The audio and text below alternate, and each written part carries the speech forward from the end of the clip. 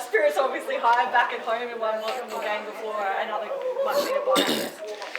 Yeah, getting through the start of the season with the longevity of it and not having a bye was quite taxing, and now we're getting a little bit more of a reward with 2 or 3 byes in succession. So that'll be helpful, and hopefully we get through unscathed again and we get another break.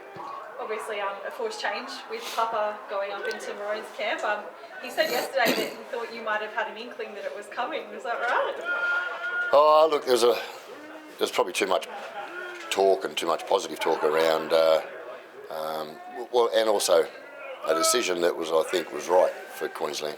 There's too much talk around for it probably not to be quite real, but I think it's a decision that was the correct one from Queensland. Nice to see, I guess, him being recognised for the season that he has had down here.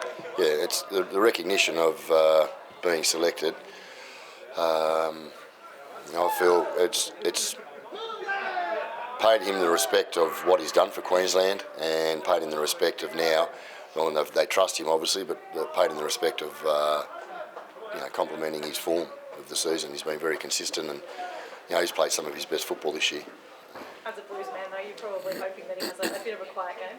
Yeah, I hope Hudson wins and Papa gets man of the match, and that'd be a wonderful outcome. I guess it's given a chance for Trey to have a shot. Yep. He's kind of had to put in a fair bit of work in Cup. Good to see him get that chance. Yeah, number of boys that have come up from Cup, and it's hard. I know how hard it is to be playing Cup, especially behind a team that's winning and players in front of them that are playing well. I understand that position, but every player that's come up from Cup this year has come up and they haven't been underprepared. They've been enthusiastic, high energy, and they've played really well. And that's Danny and Noah Martin, Simi, and 2 of those boys are in the team this weekend. So, we've got 4 changes to the team as well. We've got 4 players out. So those boys who come in and take the position of those boys are all doing a really good job, and I know Trey will too. It's a great opportunity for Trey to show us that he's going to be a guy that's going to help replace Papa next year. Is it also, I guess, a good opportunity for Arthur in a way, in sort of like a leadership capacity on a fairly young bench? You look at the average age of the bench; it's very young. So, as much as we're still building, we're building by being in real scenarios. The boys are building by playing and getting minutes, and it's good for the future for them. And what have you sort of seen of Papa's game this year that has you convinced he's ready to come back to Origin? Well, everything that Queensland has seen.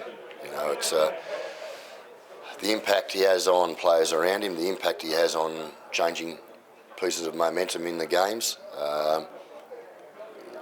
He wasn't at our review this week because we gave him some time off after the game, but there was 2 or 3 clips that I clipped on Papa that people in the stands don't see. Commentators don't see. It's little pieces of work that he does for his team off the footy. It's very hard watching a game of footy when you're not watching the ball.